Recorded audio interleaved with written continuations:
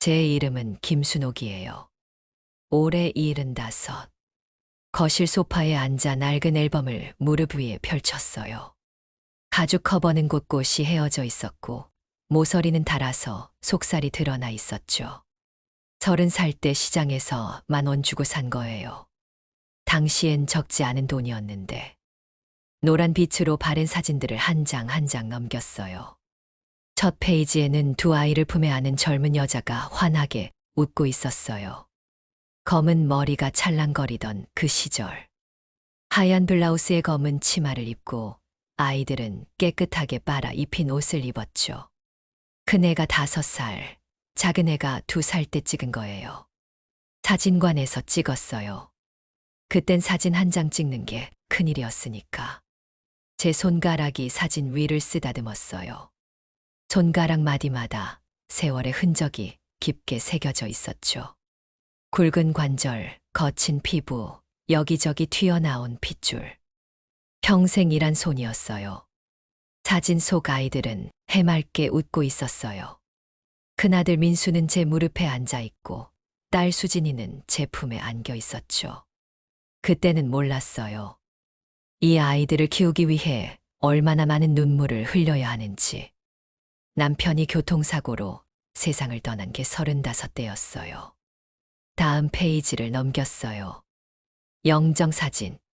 환하게 웃고 있는 남편. 38배 나이로 너무 젊게 세상을 떠났어요. 겨울이었어요. 눈이 많이 내린 날.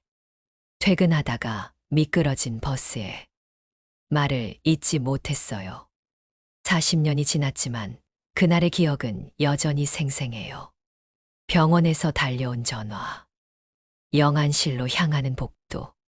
하얀 천으로 덮인 남편의 차가운 몸. 장례식장에서 큰애가 물었어요. 아빠 언제 와? 그 말에 가슴이 찢어지는 것 같았죠. 눈가를 훔쳤어요. 그래도 무너질 수 없었어요. 아이들이 있으니까. 대학 보낼 때까지 혼자 키웠죠. 그날부터 제 삶은 전쟁이었어요. 그래도 행복했어요. 큰애는 사업을 시작했고 작은애 수진이는 결혼해서 제 살림을 꾸렸어요. 민수는 무역업을 시작했어요. 처음 몇 년은 잘 됐죠. 결혼도 하고 손주도 낳았어요. 손주 얼굴 보는 게 제일 행복했어요. 이제 저는 그냥 조용히 살고 싶었어요. 이 작은 집에서 창밖을 바라봤어요. 20평 남짓한 낡은 빌라. 벽지는 누렇게 바랬고 바닥은 곳곳이 들떠 있었죠. 하지만 이곳은 제가 평생 모은 돈으로 마련한 세상에 단 하나뿐인 보금자리였어요. 17년 전 이 집을 샀어요. 당시 가격 5천만 원. 30년간 모은 돈 전부였죠. 계약서에 도장을 찍을 때 손이 떨렸어요. 드디어 내 집이 생겼다. 더 이상 전세 걱정 안 해도 된다. 손주들이 오면 여기서 밥 해주고 재워주고. 그게 제 낙이었어요. 거실을 둘러봤어요. 낡은 소파, 오래된 TV, 삐걱거리는 장롱. 모두 세월의 흔적이 묻어 있었죠. 하지만 소중했어요. 이 모든 게 제 삶이었으니까. 그런데 최근 들어 이상한 일들이 생기기 시작했어요. 3개월 전쯤이었을까요? 민수가 집에 들렀을 때였어요. 엄마, 사업이 좀 어려워졌어요. 민수의 얼굴은 어두웠어요. 평소와 달랐죠. 왜? 무슨 일이야? 거래처 하나가 부도났어요. 받을 돈이 좀 많았는데. 얼마나? 많아요. 엄마가 걱정하실 정도로. 가슴이 철렁했어요. 많이 힘들어? 네. 좀 그래요. 그래도 괜찮아질 거예요. 엄마, 걱정 마세요. 민수는 억지로 웃었어요. 하지만 눈빛은 어두웠죠. 그날 민수는 저녁도 먹지 않고 황급히 돌아갔어요. 그 후로 민수의 연락이 뜸해졌어요. 전에는 일주일에 한 번씩 들렀는데 한 달에 한 번도 오지 않았죠. 전화를 걸어도 바빠요라는 말만 하고 끊었어요. 며느리 은주도 이상했어요. 2개월 전 은주가 손주들을 데리고 왔을 때였어요. 어머님, 저 친정에 좀 다녀올게요. 얼마나? 한 일주일쯤요? 무슨 일인데? 아, 친정 엄마가 편찮으셔서요. 은주의 눈이 제 눈을 피했어요. 뭔가 숨기는 것 같았죠. 그래, 다녀와. 조심해서. 네, 어머님. 은주는 그날 짐을 싸서 나갔어요. 손주들도 데리고. 그런데 일주일이 지나도 돌아오지 않았어요. 2주일, 3주일. 전화를 걸어도 좀 더 있어야 할 것 같아요. 라는 말만 했어요. 뭔가 이상했어요. 그날은 수요일 오후였어요. 9월의 햇살이 따사로웠죠. 장을 보러 나갔어요. 동네 슈퍼까지는 걸어서 5분 거리. 허리가 좋지 않아서 천천히 걸었어요. 안녕하세요, 순옥 씨. 길에서 만난 동네 아주머니가 인사했어요. 아이고, 옥자 씨. 어디 가세요? 은행 좀 갔다 오는 길이에요. 순옥 씨는? 장 보러요. 우유 떨어져서. 아, 그러세요. 그럼 나중에 봬요. 슈퍼에 들어갔어요. 종을 울리며 문이 열렸죠. 어서 오세요. 사장 아주머니가 반겼어요.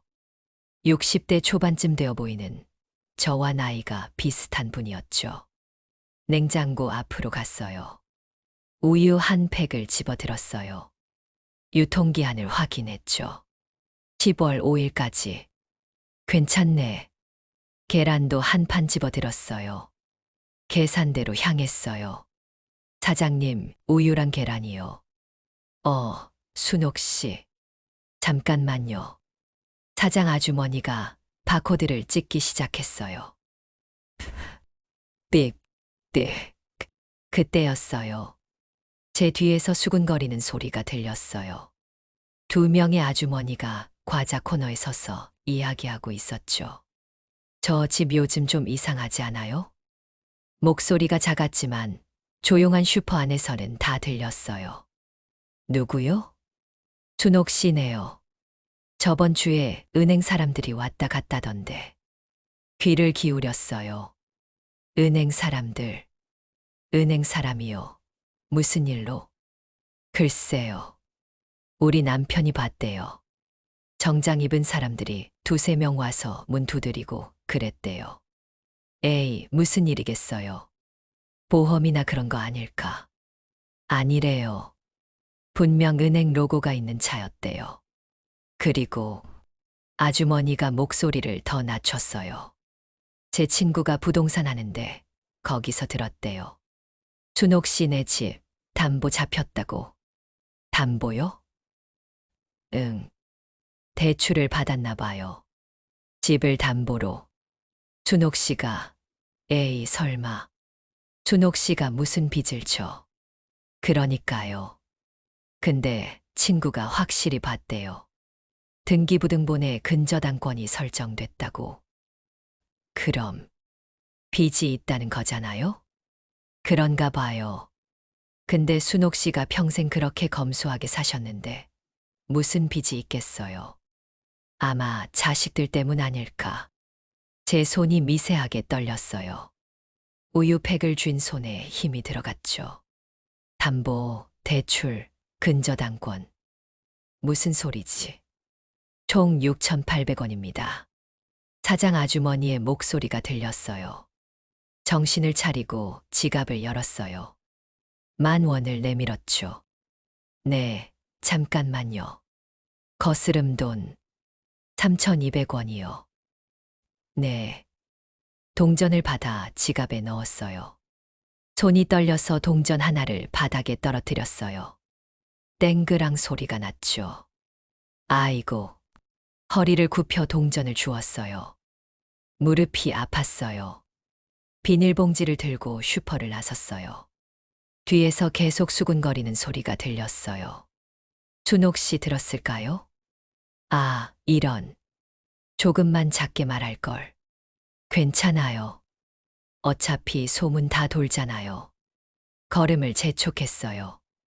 아니, 재촉하려고 했지만 허리가 아파서 빨리 걸을 수가 없었죠. 천천히 집으로 향했어요. 담보, 은행 사람들, 무슨 소리지? 머릿속이 복잡했어요. 설마, 나는 평생 빚 한 번 안 져봤는데. 소문은 소문일 뿐이야. 하지만 가슴 한편이 불안했어요.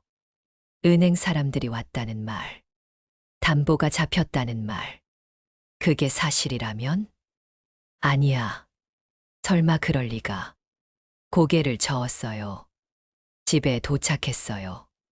현관문을 열었습니다.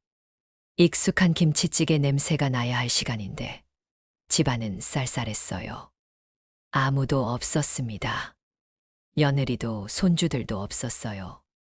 그러고 보니 며느리 은주는 한 달 전부터 집에 없었어요. 친정에 잠깐 다녀올게요. 라는 말만 남기고요. 손주들도 데리고 갔습니다. 그래도 연락은 한 번 해야 하는 거 아닌가. 저는 핸드폰을 꺼내 며느리에게 문자를 보냈어요. 은주야, 밥은 먹었니? 손주들은 괜찮고 언제 들어와? 답장은 오지 않았습니다. 저는 냉장고에 우유와 계란을 넣었어요. 그리고 거실 소파에 앉았습니다. TV를 켰어요. 뉴스가 나오고 있었습니다. 경제 뉴스예요. 금리 인상, 부동산 하락, 대출 규제. 대출. 문득 슈퍼에서 들은 말이 떠올랐어요. 담보. 대출. 근저당권. 설마. 저는 벌떡 일어났습니다. 거실 장롱 앞으로 갔어요. 아래쪽 서랍이에요. 중요한 서류를 보관하는 곳이죠. 저는 무릎을 꿇고 앉아 서랍을 열었어요. 무릎이 뻐근하게 아팠습니다. 서랍 안에는 서류들이 가지런히 정리되어 있었어요. 통장이요. 국민은행 통장, 우체국 통장, 신협 통장. 3개예요. 등기부등본도 있었습니다. 이 집의 소유권을 증명하는 서류예요.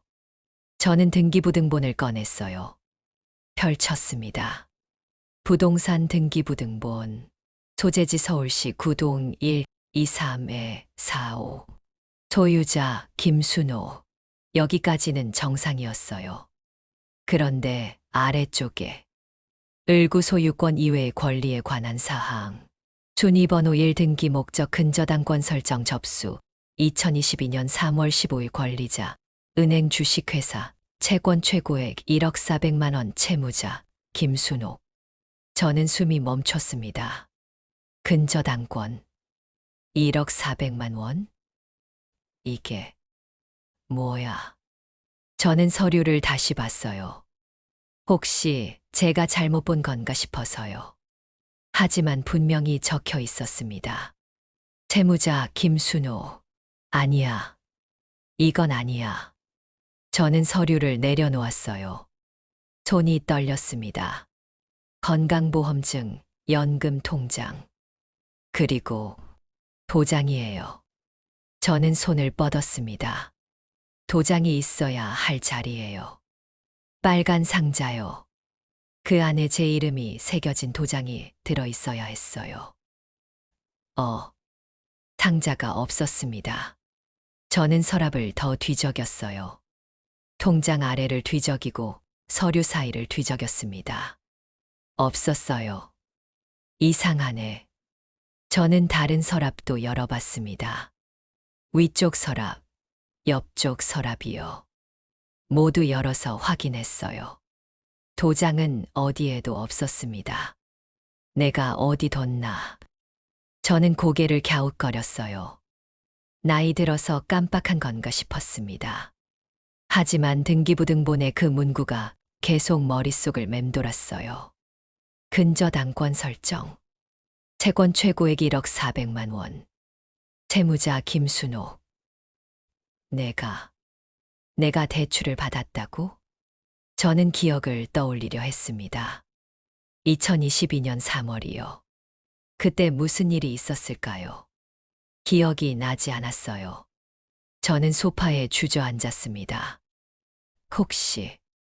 혹시 민수가 문득 한 달 전 일이 떠올랐어요.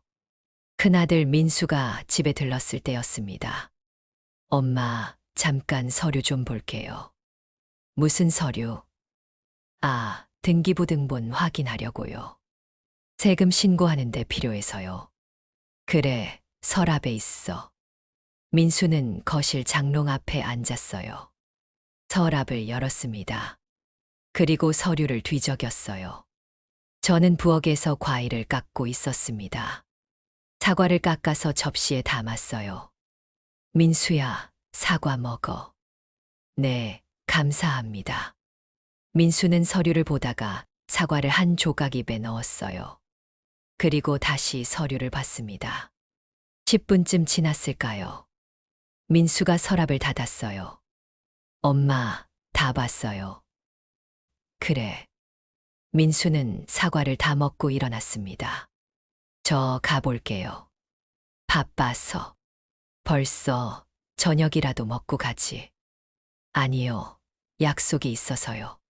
다음에요. 민수는 황급히 나갔어요. 저는 현관까지 배웅했습니다. 그때 저는 생각했어요. 혹시 민수가 도장을 가져갔나? 아니에요. 민수가 왜 제 도장을요? 그리고 설마 그걸로. 설마 민수가 내 이름으로 대출을. 저는 고개를 저었습니다. 아니야. 민수가 그럴 리 없어. 우리 아들이 엄마한테 그럴 리가 없어. 하지만 불안감은 점점 커졌어요. 저는 핸드폰을 들었습니다. 민수에게 전화를 걸었어요. 뚝뚝뚝. 고객님이 전화를 받지 않습니다. 삐 소리 후에 음성 메시지를 남겨주세요. 저는 한숨을 쉬었어요. 다시 걸었습니다. 뚝뚝뚝. 고객님이 전화를 또 걸었어요. 3번, 4번이요. 모두 같은 멘트만 나왔습니다. 저는 문자를 보냈어요. 민수야, 엄마야. 급한 일이 있어. 전화 좀 해줘. 답장은 오지 않았습니다. 저는 핸드폰을 내려놓았어요. 창밖을 봤습니다. 해가 지고 있었어요. 노을이 붉게 물들어 있었습니다. 아름다웠어요. 하지만 제 마음은 편하지 않았습니다. 왜 이렇게 불안하지? 저는 다시 등기부등본을 펼쳤어요. 그 문구를 다시 읽었습니다. 근저당권 설정. 2022년 3월 15일. 채권 최고액 1억 400만 원. 그리고 도장은 사라졌어요. 우연일까? 아니었습니다. 뭔가 이상했어요. 너무 이상했습니다. 저는 막내딸 수진이에게 전화를 걸었어요. 뚝뚝뚝. 엄마, 무슨 일이야? 수진이의 밝은 목소리가 들렸습니다. 수진아, 엄마 좀 이상한 거 발견했어. 뭐, 무슨 일인데? 등기부등본에 근저당권이라는 게 있는데. 근저당권, 엄마 대출 받으셨어. 아니, 나 대출 안 받았어. 제 목소리가 커졌어요. 그럼 왜 근저당권이? 수진이의 목소리가 심각해졌습니다. 엄마, 내가 지금 갈게. 움직이지 마. 응. 전화가 끊겼어요. 저는 소파에 앉아 등기부등본을 계속 쳐다봤습니다. 1억 400만 원이에요. 그 숫자가 눈에 박혔어요. 30분 후 현관문이 열렸습니다. 엄마. 수진이가 숨을 헐떡이며 들어왔어요. 수진아. 엄마, 등기부등본 어디 있어? 저는 수진이에게 서류를 건넸습니다. 수진이는 서류를 펼쳤어요. 눈으로 빠르게 훑었습니다. 이게 진짜네. 수진이의 얼굴이 굳어졌어요. 수진아, 이게 무슨 뜻이야? 엄마, 이거 엄마 집에 담보가 잡혔다는 거야. 담보. 응. 누군가가 엄마 집을 담보로 대출을 받았어. 그것도 1억이 넘는 돈을요. 저는 숨이 막혔습니다. 누가 그런 짓을. 수진이는 저를 봤어요. 엄마, 혹시 오빠한테 도장 빌려준 적 있어? 도장. 저는 기억을 떠올렸습니다. 있어. 3년 전인가. 오빠가 사업자 등록 갱신한다고 일주일만 빌려달라고 했어. 그때. 응. 일주일 후에 돌려줬어. 수진이는 한숨을 쉬었어요. 엄마, 오빠가 그 도장으로 대출을 받은 거야. 뭐, 여기 봐. 2022년 3월 15일이요. 그때가 언제야? 3년 전. 오빠가 도장 빌려간 때랑 비슷하지. 저는 아무 말도 할 수 없었습니다. 그리고 엄마, 도장 지금 어디 있어? 그게 없어. 서랍에서 사라졌어. 수진이는 눈을 감았어요. 오빠가 가져간 거야. 아니야. 우리 민수가 그럴 리. 엄마. 수진이가 제 어깨를 잡았습니다. 정신 차려. 오빠가 엄마 몰래 대출을 받은 거야. 엄마 집을 담보로요. 그럴 리가 없어. 저는 고개를 저었어요. 믿고 싶지 않았습니다. 내가 확인해 볼게. 내일 은행 가서요. 수진이가 말했어요. 오빠한테도 연락해 볼게. 수진아, 괜찮아, 엄마. 아직 확실한 건 아니니까요. 내일 확인하고 다시 얘기하자. 수진이는 저를 안아줬습니다. 하지만 저는 알고 있었어요. 이미 뭔가 잘못되었다는 것을요. 그로부터 사흘이 지났습니다. 저는 밥을 제대로 먹지 못했습니다. 입맛이 없었습니다. 물만 조금 마셨습니다. 수진이가 매일 찾아와 밥을 해줬지만 몇 숟가락 뜨지 못하고 내려놓았습니다. 밤마다 잠을 이루지 못했습니다. 누우면 생각이 꼬리를 물었습니다. 집이 사라진다. 빚이 남는다. 어디서 살아야 하나. 어떻게 빚을 갚나. 새벽마다 깼습니다. 식은땀을 흘리며 악몽을 꿨습니다.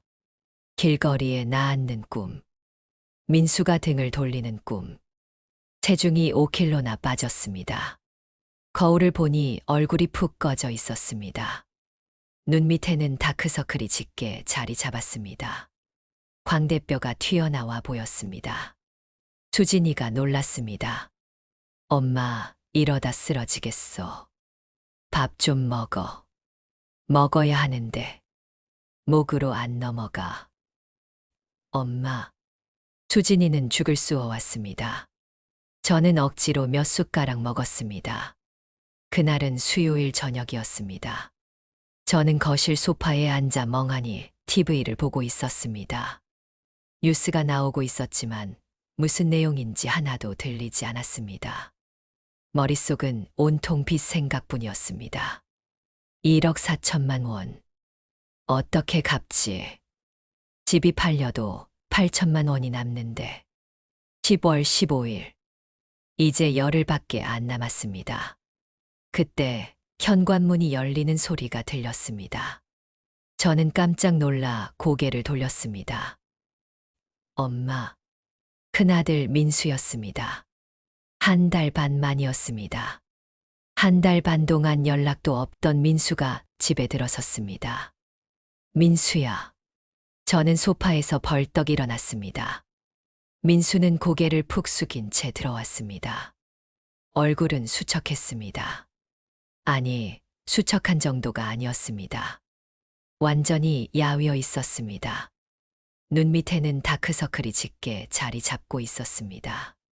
턱에는 수염이 덥수룩했습니다. 머리는 기름때로 번들거렸습니다. 옷도 구겨져 있었고 냄새가 났습니다. 마치 노숙자 같았습니다. 엄마, 미안해요. 민수의 목소리는 떨리고 있었습니다. 저는 민수를 똑바로 쳐다봤습니다. 감정이 복잡했습니다. 보고 싶었던 아들. 하지만 동시에 저를 배신한 사람. 분노가 치밀어 올랐습니다. 미안하긴. 넌 지금 무슨 일을 벌인 건지 알기나 해. 제 목소리가 떨렸습니다. 민수는 대답하지 않았습니다. 그저 고개만 더 깊이 숙였습니다. 은행에서 독촉장 왔어. 1억 4,300만 원이래. 내가 엄마 몰래 대출을 받았다며. 민수야 대답해. 왜 그랬어? 왜 엄마한테 말도 안 하고? 왜 엄마 도장을 몰래 가져갔어? 제 목소리가 점점 커졌습니다. 대답해. 왜?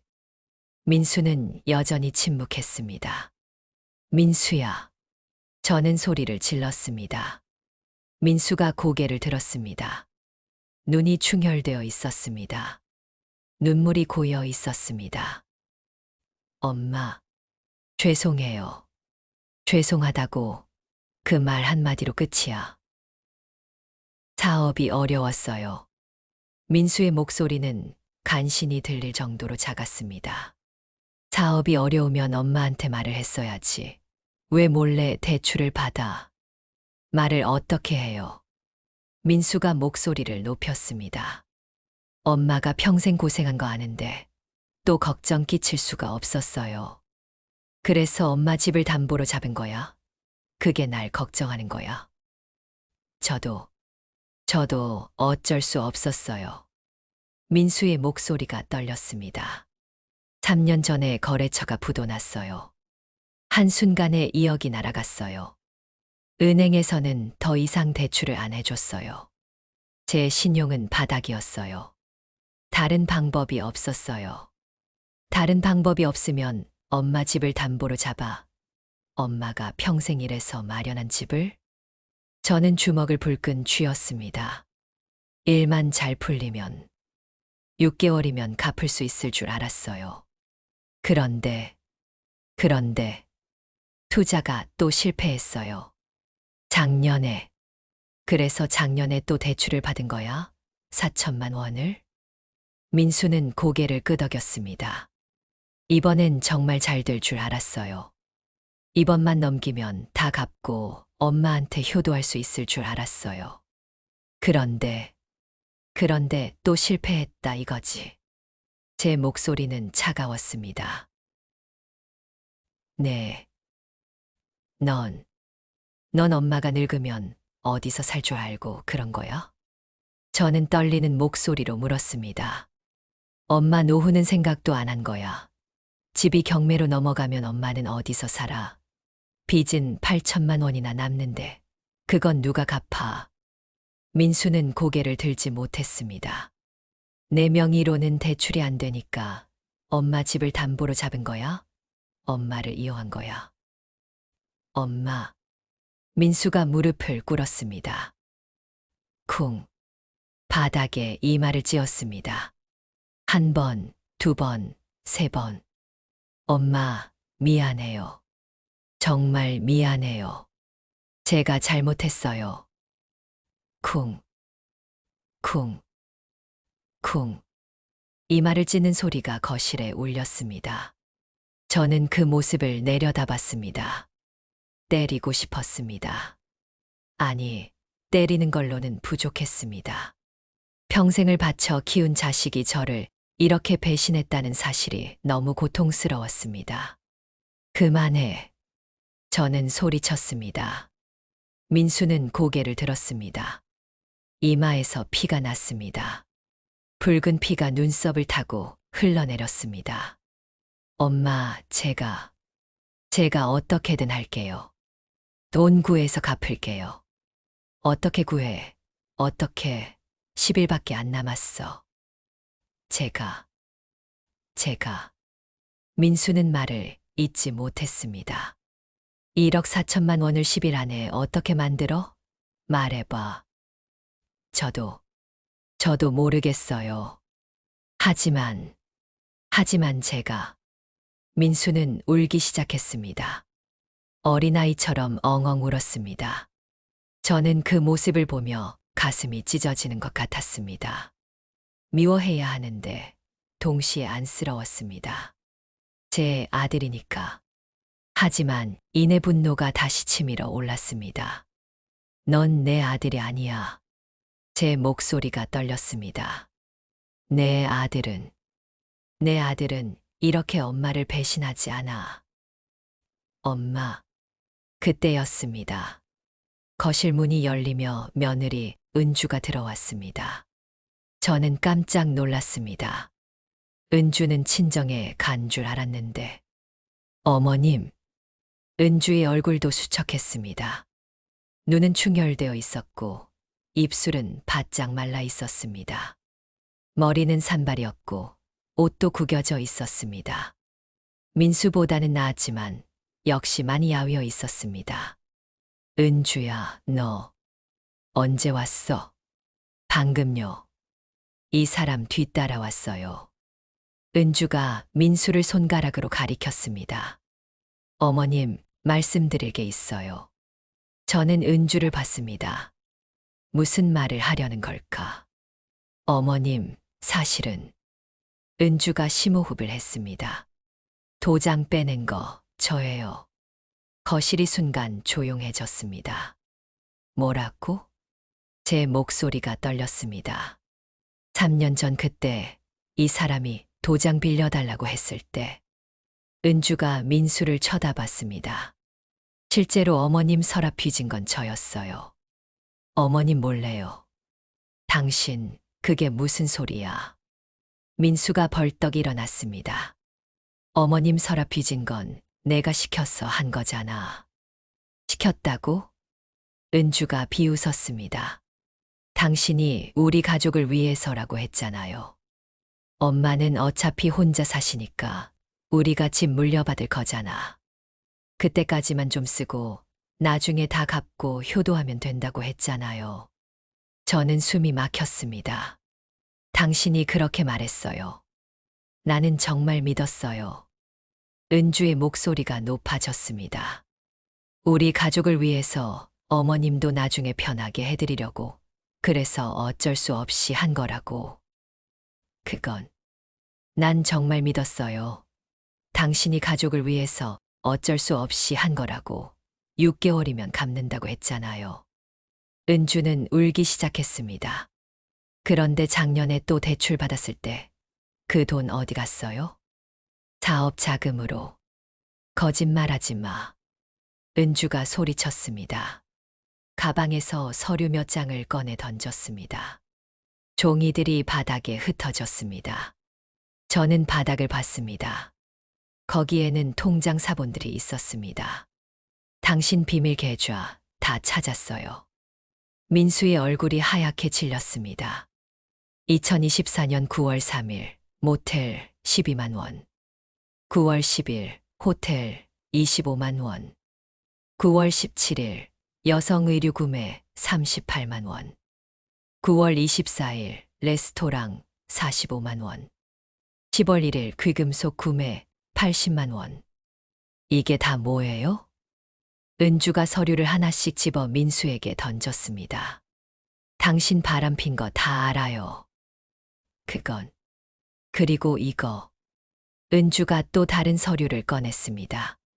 부동산 계약서였습니다. 2024년 10월 5일 전세 계약금 500만 원. 서울시 강남구 동. 우리 집은 그대로인데 이건 뭐예요? 저는 서류를 집어들었습니다. 확인했습니다. 정말 전세 계약서였습니다. 민수의 이름으로 되어 있었습니다. 당신, 다른 여자랑 도망칠 생각이었죠? 은주의 목소리가 떨렸습니다. 나랑 애들 버리고? 민수는 말문이 막혔습니다.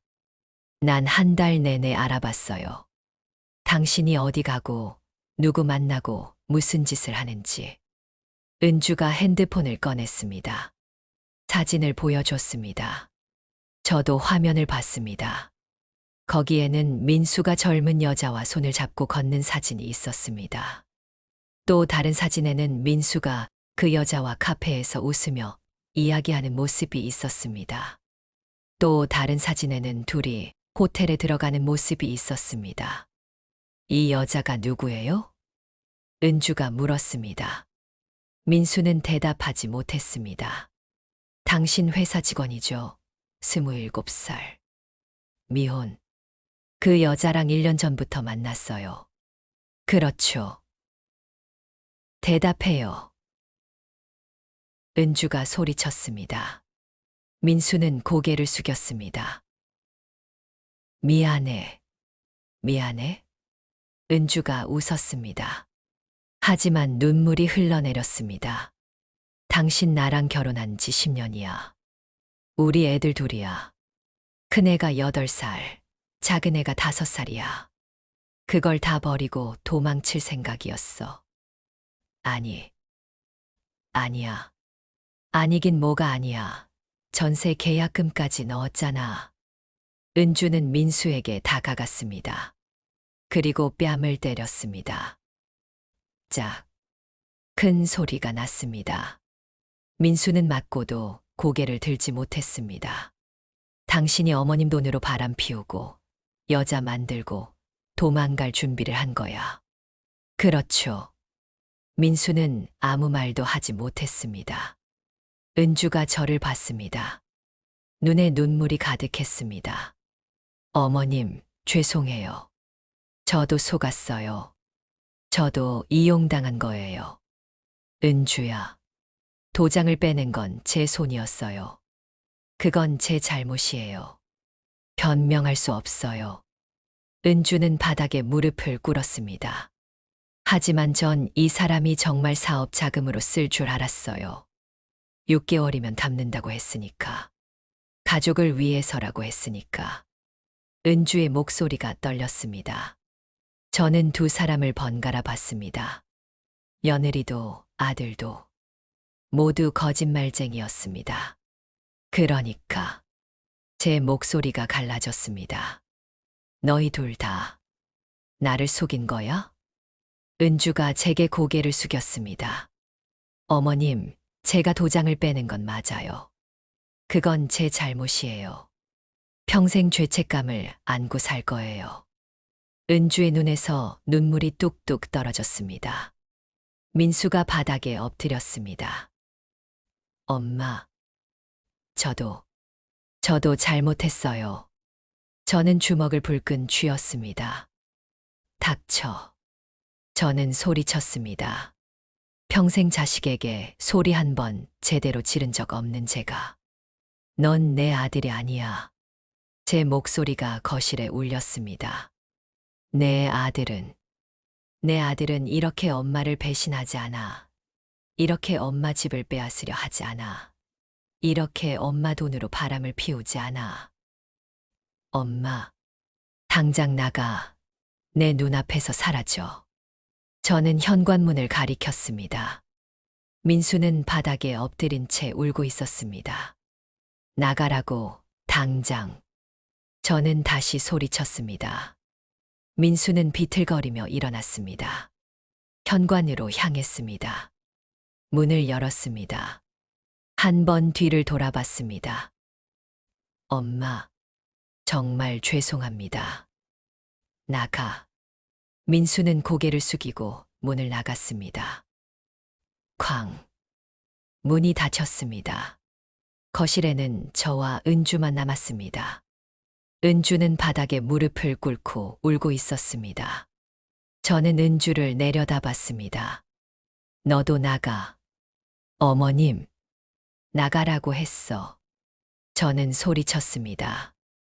은주는 천천히 일어났습니다. 가방을 들었습니다. 어머님, 정말 죄송합니다. 제가 어리석었어요. 나가. 은주는 문을 열고 나갔습니다. 뒤돌아보지도 않고. 쾅. 또 문이 닫혔습니다. 저는 혼자 남았습니다. 거실은 조용했습니다. 너무 조용했습니다. 저는 소파에 주저앉았습니다. 바닥에 흩어진 서류들을 봤습니다. 통장 사본, 전세 계약서, 사진들. 모두 민수의 배신을 증명하는 것들이었습니다. 하느님, 왜 이런 시련을? 저는 고개를 묻고 울었습니다. 목 놓아 울었습니다. 평생을 바쳐 키운 아들, 믿었던 며느리, 지켜온 집, 모든 게 무너져 내렸습니다. 저는 바닥에 쓰러졌습니다. 엎드려서 울었습니다. 으악! 울부짖었습니다. 얼마나 울었을까요? 목이 쉬었습니다. 눈물도 더 이상 나오지 않았습니다. 저는 그렇게 바닥에 누워 있었습니다. 어둠이 깔렸습니다. 밤이 왔습니다. 저는 움직이지 않았습니다. 그냥 바닥에 누워 천장을 바라봤습니다. 이제 정말 끝이구나. 10일 후면 집이 경매로 넘어갑니다. 그리고 저는 갈 곳이 없습니다. 빚은 8천만 원이 남습니다. 75살 할머니가 어떻게 8천만 원을 갚습니까? 차라리 죽는 게 나을까? 그런 생각도 들었습니다. 하지만 죽을 용기도 없었습니다. 저는 그냥 바닥에 누워 있었습니다. 시간이 흘렀습니다. 밤 9시, 10시, 11시. 저는 여전히 바닥에 누워 있었습니다. 전화가 울렸습니다. 저는 전화를 보지도 않았습니다. 다시 울렸습니다. 또 울렸습니다. 3번, 4번, 5번. 저는 전화를 무시했습니다. 그런데 현관문이 열렸습니다. 엄마, 수진이었습니다. 엄마, 어디 있어? 수진이가 거실로 뛰어들어왔습니다. 엄마, 수진이는 바닥에 쓰러진 저를 발견했습니다. 엄마, 괜찮아?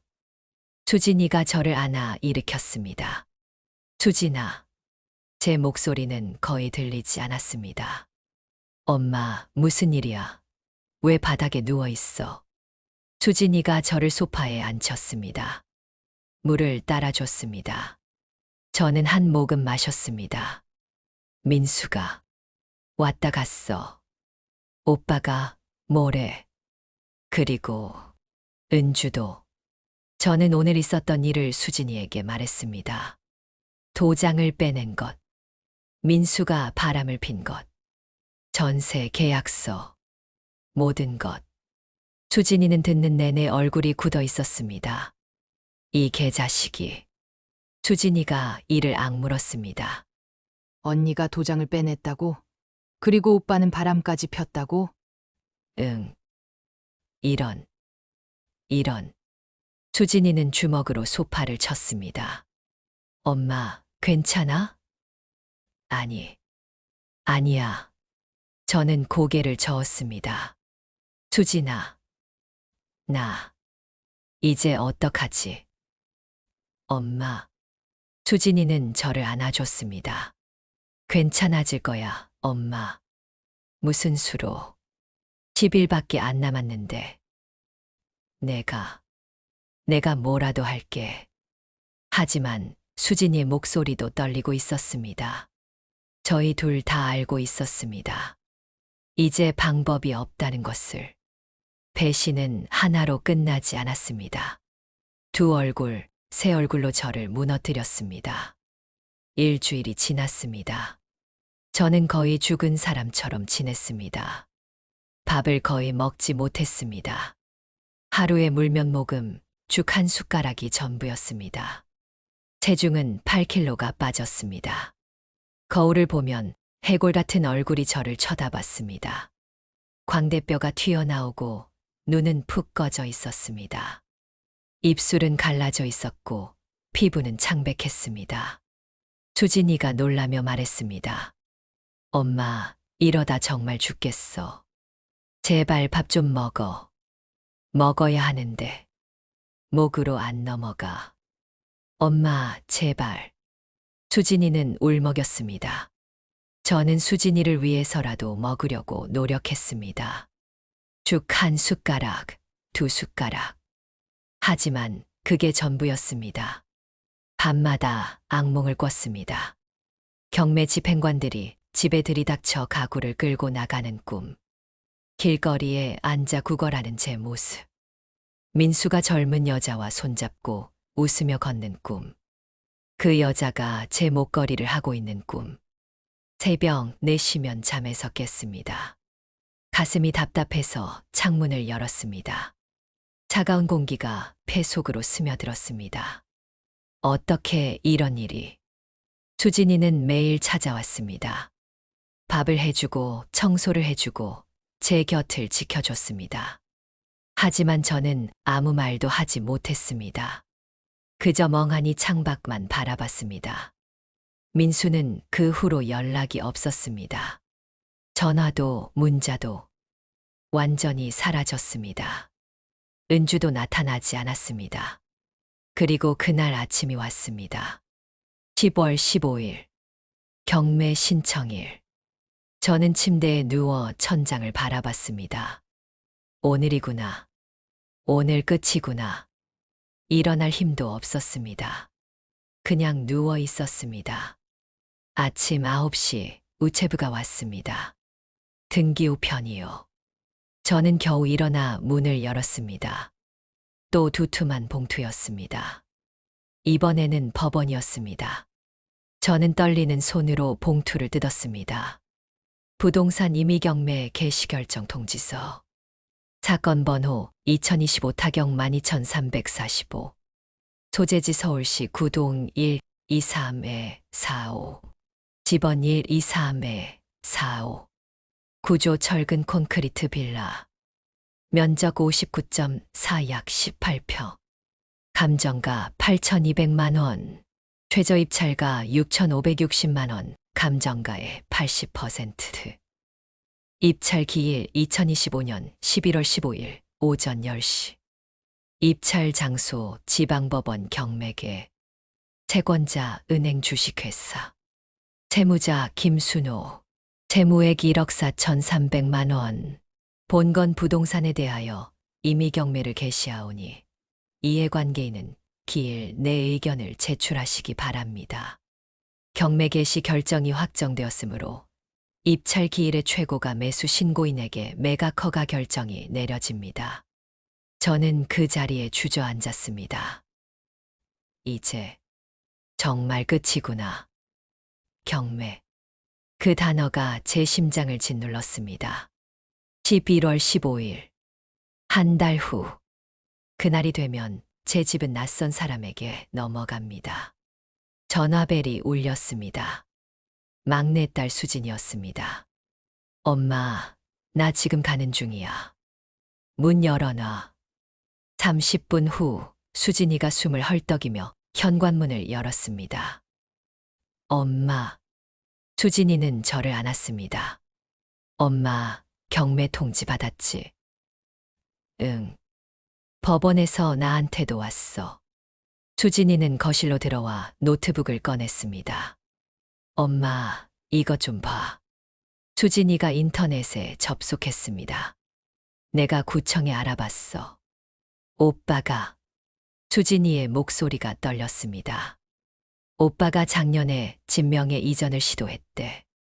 뭐. 저는 수진이를 쳐다봤습니다. 명예 이전?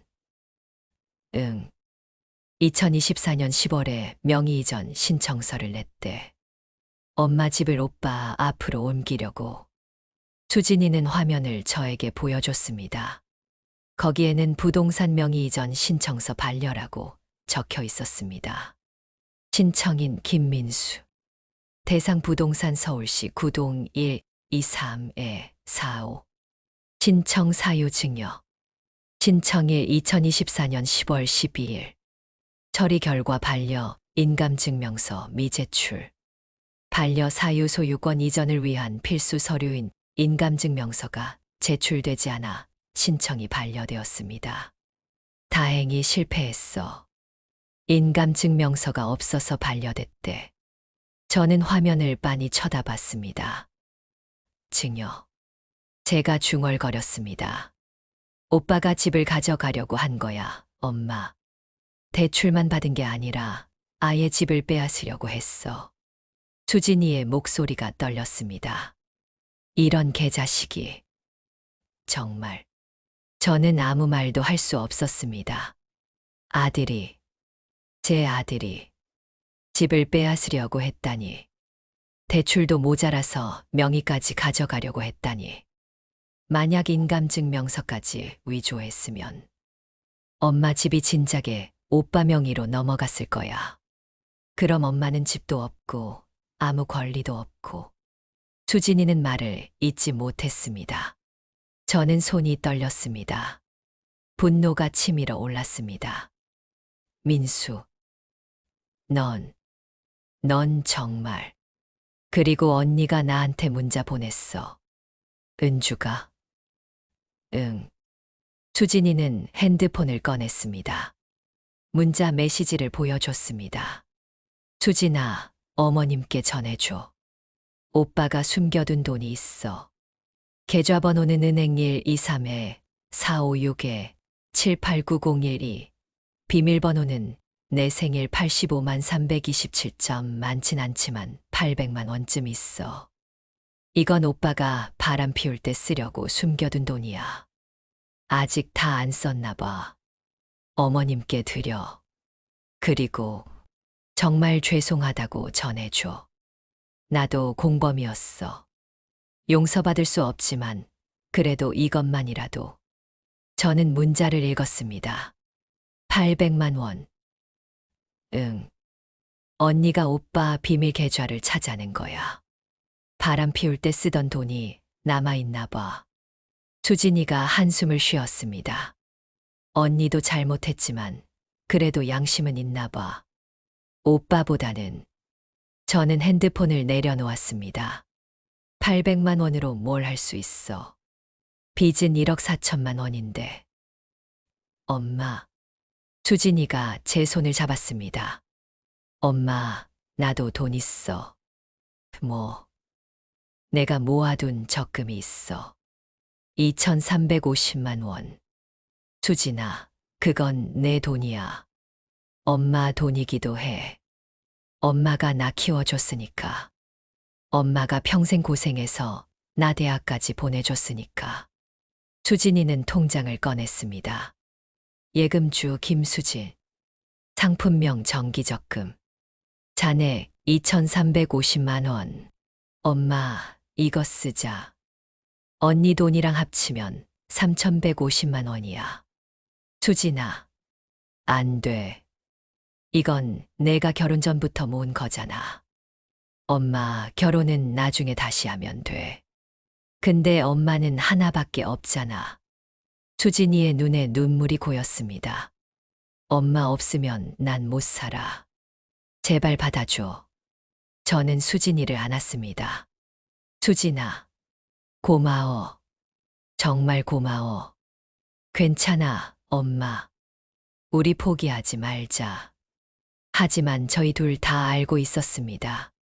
3,150만 원으로는 턱도 없다는 것을. 그날 오후 수진이와 저는 법률 상담소를 찾아갔습니다. 무료 법률 상담소였습니다. 구청에서 운영하는 곳이었습니다. 변호사는 50대 중반쯤 되어 보이는 남자였습니다. 안경을 쓰고 있었고 친절해 보였습니다. 저희는 상황을 설명했습니다. 서류도 모두 보여줬습니다.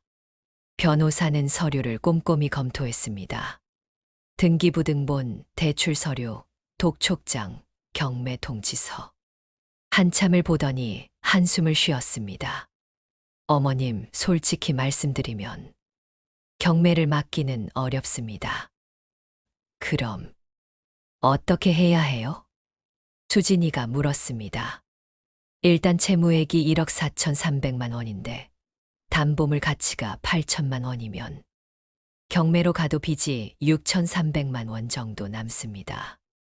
그럼 엄마는 경매 후에도 계속 채무를 갚으셔야 합니다. 변호사가 저를 봤습니다.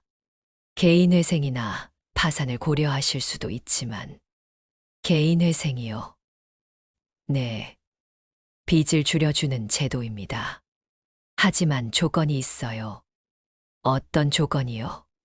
정기적인 수입이 있어야 합니다.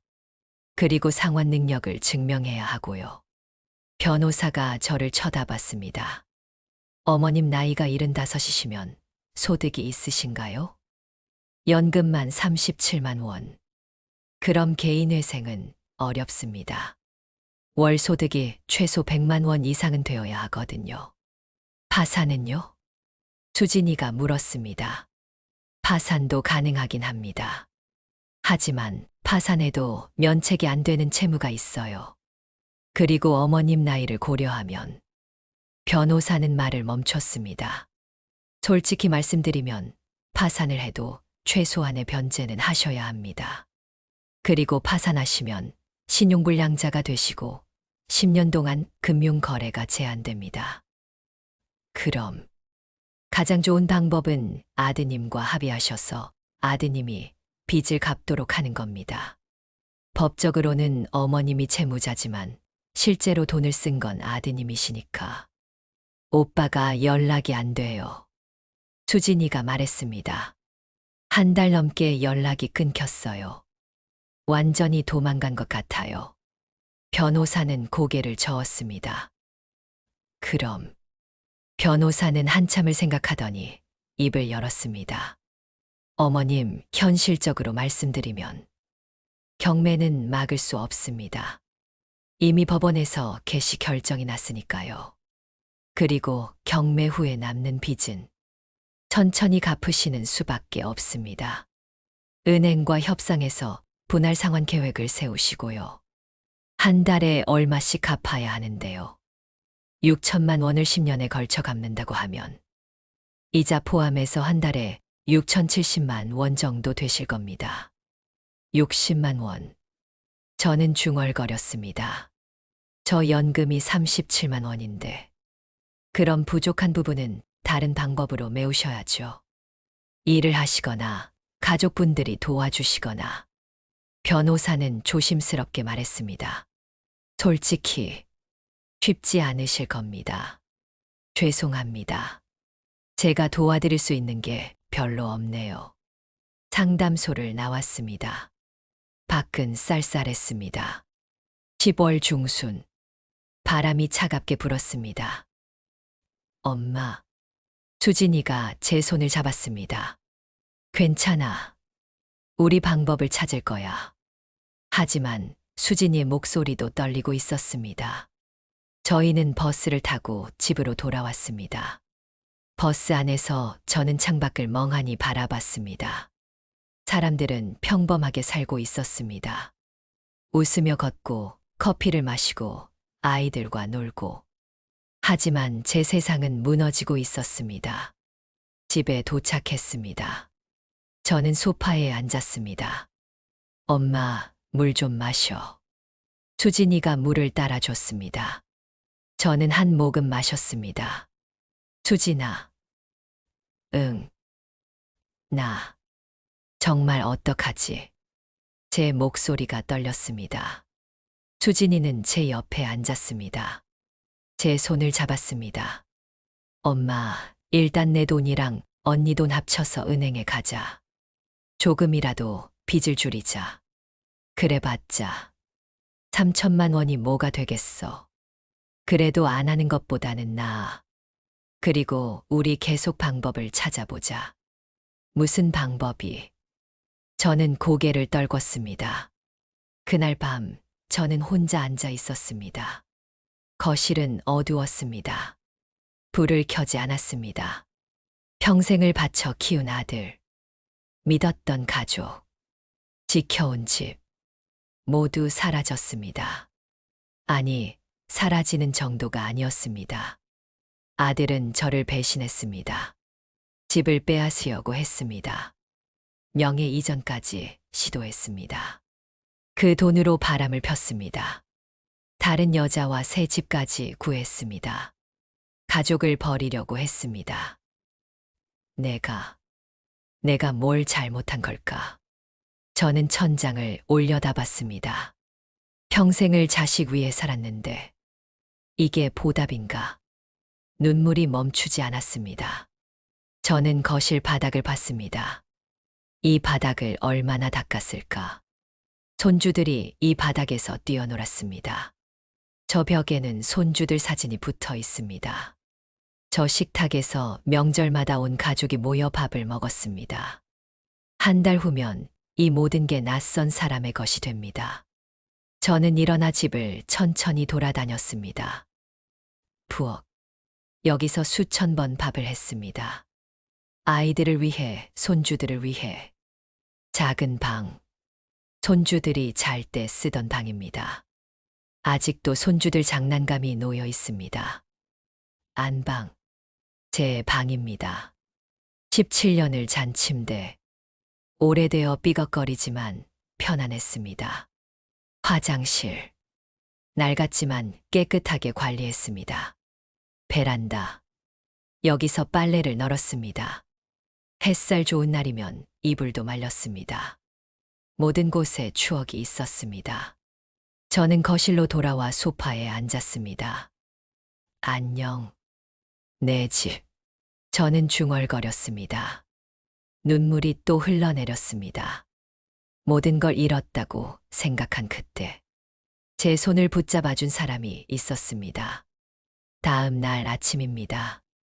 저는 거실 소파에서 잠들어 있었습니다. 밤새 울다가 지쳐서 그대로 잠이 들었던 것 같습니다. 현관문이 열리는 소리가 들렸습니다. 엄마. 수진이었습니다. 그런데 혼자가 아니었습니다. 저는 눈을 비비며 일어났습니다. 수진아? 엄마, 깨웠어. 미안해. 수진이가 거실로 들어왔습니다. 그리고 뒤에서 며느리 은주가 들어왔습니다. 은주야. 저는 놀라서 은주를 쳐다봤습니다.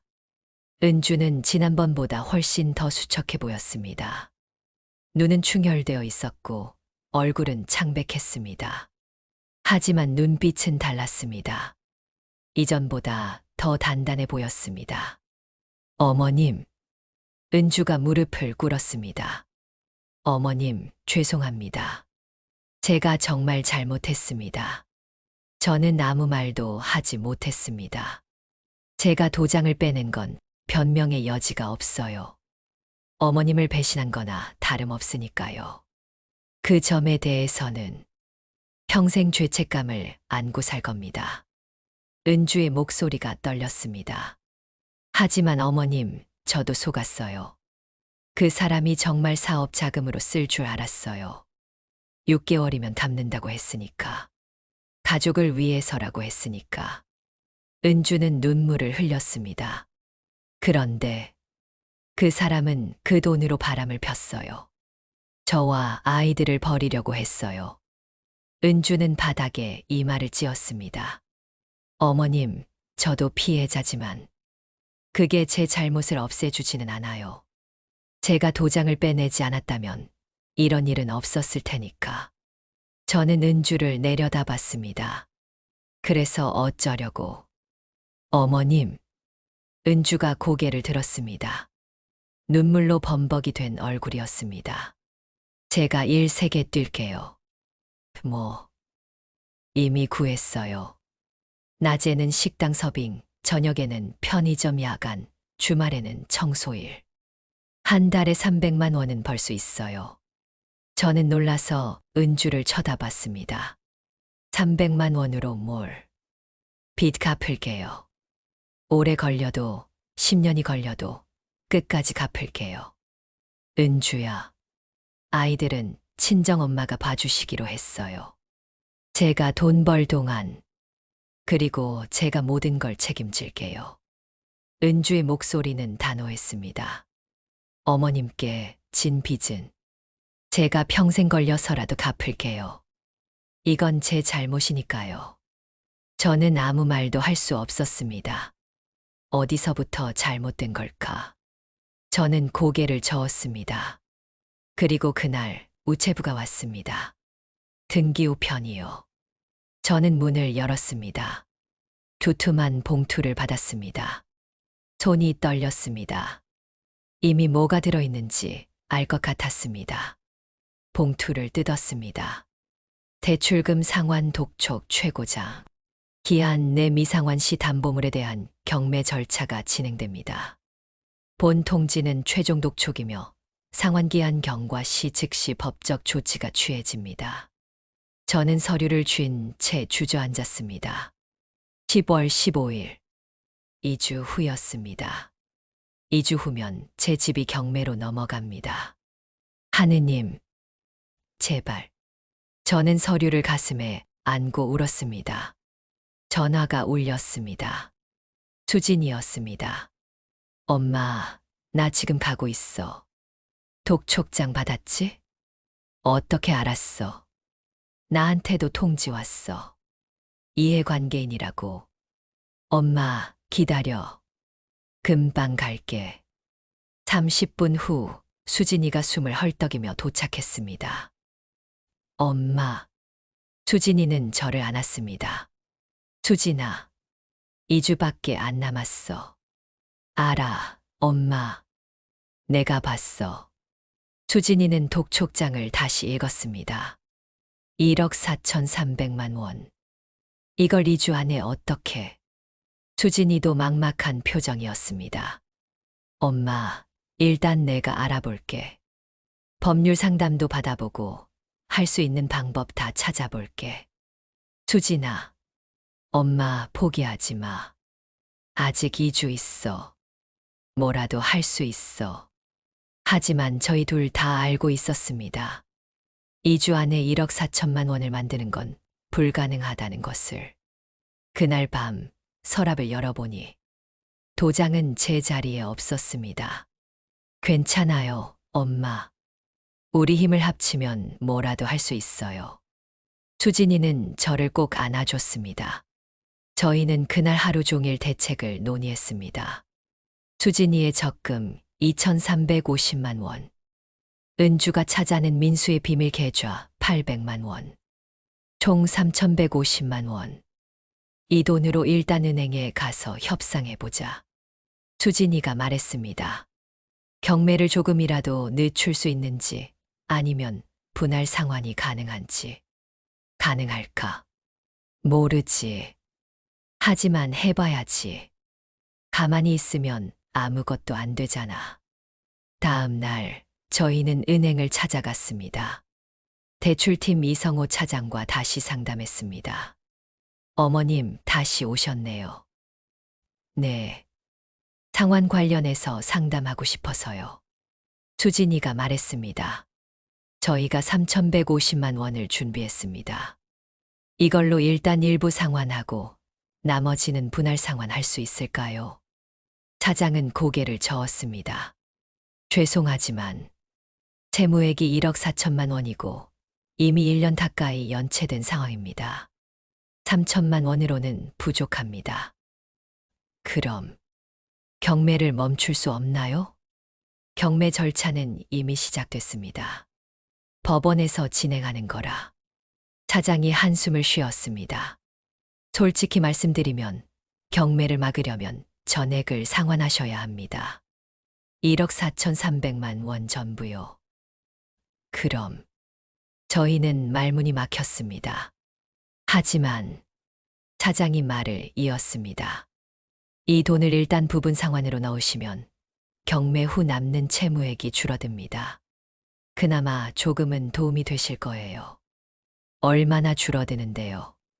집이 대략 7천만 원에 낙찰된다고 가정하면 원래는 7,300만 원의 빚이 남는데 3천만 원을 미리 상환하시면 4,300만 원으로 줄어듭니다. 그래도 4,300만 원. 거금이었습니다. 일단 그렇게라도 하겠습니다. 수진이가 말했습니다. 저희는 3,150만 원을 은행에 입금했습니다. 수진이의 평생 저축. 민수의 비밀 계좌에 남아있던 돈.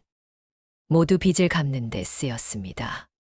하지만 빚은 여전히 1억 1,150만 원이 남아있었습니다. 한 달이 흘렀습니다. 11월 15일. 경매일이 왔습니다. 저는 그날 법원에 가지 않았습니다. 갈 수가 없었습니다. 수진이가 대신 갔습니다. 저는 집에 혼자 앉아 있었습니다. 거실을 둘러봤습니다. 17년을 산 집이었습니다. 저 소파에서 손주들과 놀았습니다.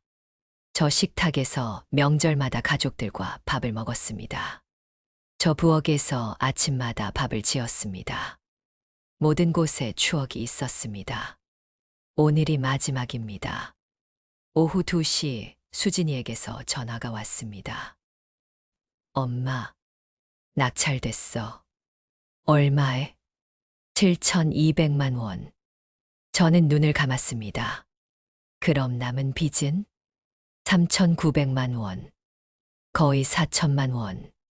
그래도 3천만 원을 미리 갚아서 조금은 줄었습니다. 엄마, 집 비워야 해. 한 달 안에. 알았어. 전화를 끊었습니다. 저는 소파에 주저앉았습니다. 정말 끝이구나. 2주가 지났습니다. 저는 짐을 쌌습니다. 많지 않았습니다. 평생을 살면서 모은 것이 이렇게 적었습니다. 옷 몇 벌, 사진 앨범, 서류들. 그게 전부였습니다. 수진이가 작은 원룸을 구해줬습니다. 월세 30만 원. 6평. 작지만 갈 곳이 있다는 것만으로도 감사했습니다. 이사하는 날, 저는 빈집을 마지막으로 둘러봤습니다. 17년간의 추억이 이곳에 있었습니다. 안녕. 저는 작게 중얼거리고 문을 닫았습니다. 새 집에 도착했습니다. 원룸. 정말 작았습니다. 하지만 수진이가 깨끗하게 청소해 놨습니다. 냉장고도 채워놨습니다. 엄마, 여기서 지내. 괜찮지? 응. 고마워, 수진아. 내가 일주일에 한 번씩 올게. 밥도 해주고. 수진아, 너무 미안해. 왜 엄마가 미안해? 잘못한 건 오빠잖아. 수진이는 저를 안아줬습니다. 그날 밤, 저는 새 집에서 첫날 밤을 보냈습니다. 낯선 천장을 바라봤습니다. 하지만 이상하게도 마음이 조금 편안했습니다. 최악은 지났습니다. 집은 잃었습니다. 빚은 남았습니다. 하지만 저는 살아있습니다. 그리고 제 곁에는 수진이가 있습니다. 은주도 있습니다. 저를 포기하지 않은 사람들이 있습니다. 6개월이 지났습니다. 2025년 5월. 저는 이제 원룸 생활에 익숙해졌습니다. 작지만 따뜻합니다. 매주 수진이가 찾아옵니다. 식료품을 사들고 밥을 해주고 청소를 해줍니다. 은주도 한 달에 2번 찾아옵니다. 손주들을 데리고. 할머니, 손주 민준이가 달려듭니다. 저는 민준이를 안아줍니다. 우리 민준이, 학교는 재밌어. 네, 오늘 미술 시간에 할머니 그렸어요. 정말 할머니 예쁘게 그렸어. 네, 여기요. 민준이가 그림을 보여줍니다. 크레파스로 그린 할머니 그림. 저는 민준이의 머리를 쓰다듬습니다. 은주는 여전히 일을 세게 뛰고 있습니다. 매달 280만 원을 벌어 200만 원을 저에게 가져옵니다. 어머님, 이거 드릴게요. 은주야, 내 생활비는? 괜찮아요. 친정에서 밥 먹고 친정에서 자니까. 돈 안 들어요. 은주야, 너무 무리하지 마. 괜찮아요. 이렇게라도 속죄해야죠. 은주의 얼굴은 여전히 피곤해 보입니다. 하지만 눈빛은 맑습니다. 수진이도 매달 50만 원씩 보태줍니다. 한 달에 250만 원씩 모입니다. 빚은 천천히, 아주 천천히 줄어들고 있습니다. 3,900만 원에서 시작해서 6개월 만에 2,400만 원으로 줄었습니다. 아직도 갈 길이 멉니다. 하지만 조금씩 나아지고 있습니다. 저도 할 수 있는 일을 찾았습니다. 동네 노인정에서 주 3회 식사 도우미로 일합니다. 월급은 많지 않습니다. 40만 원. 하지만 제 손으로 번 돈입니다. 뿌듯합니다. 그 돈도 빚 갚는데 보탭니다. 민수는 6개월 전에 딱 한 번 연락이 왔습니다. 엄마, 저예요. 전화를 받을까 말까 고민했습니다. 하지만 받았습니다. 저는 아무 말도 하지 않았습니다. 엄마, 용서해달라는 말은 안 할게요. 자격이 없으니까. 그냥 엄마가 건강하신지 궁금해서요. 전 지금 지방에서 일하고 있어요. 공장에서. 월급은 많지 않지만 열심히 일하고 있어요. 엄마께 갚아야 할 돈. 제가 평생 걸려서라도 갚을게요. 약속드려요. 저는 여전히 아무 말도 하지 않았습니다. 그냥 들었습니다. 엄마, 정말 죄송해요. 제가 짐승보다 못한 놈이었어요. 민수의 목소리가 떨렸습니다. 엄마, 사랑합니다. 그리고 미안합니다. 전화가 끊겼습니다. 저는 핸드폰을 내려놓았습니다. 용서했냐고요? 아직 모르겠습니다. 상처는 너무 깊습니다. 쉽게 아물지 않을 것 같습니다. 하지만 미워하는 마음은 조금씩 줄어들고 있습니다. 언젠가는 용서할 수 있을지도 모릅니다. 오늘은 일요일입니다. 수진이와 은주가 찾아왔습니다. 손주들도 함께. 할머니, 민준이가 달려듭니다. 저는 민준이를 안아 올립니다. 무겁습니다. 많이 컸습니다. 우리 민준이 요즘 어때? 좋아요. 학교도 재밌고 친구들도 많아요. 그래, 우리 민준이 인기 많구나. 작은 원룸이지만 5명이 모이니 따뜻합니다. 수진이는 부엌에서 저녁을 준비합니다. 은주는 작은 아이를 무릎에 앉히고 책을 읽어줍니다. 저는 창밖을 바라봅니다. 5월입니다. 나무의 초록잎이 무성합니다. 꽃들이 피어 있습니다. 아름답습니다. 인생도 그런 거겠지. 겨울처럼 춥고 어두운 시간이 있었습니다. 모든 것을 잃은 것 같았습니다. 절망했습니다. 하지만 봄은 옵니다. 언제나. 제 곁에는 여전히 사람들이 있습니다. 저를 사랑하는 사람들. 저를 포기하지 않은 사람들. 엄마, 밥 됐어. 먹자. 수진이가 부릅니다. 응, 간다. 저는 일어나 식탁으로 갑니다. 작은 식탁.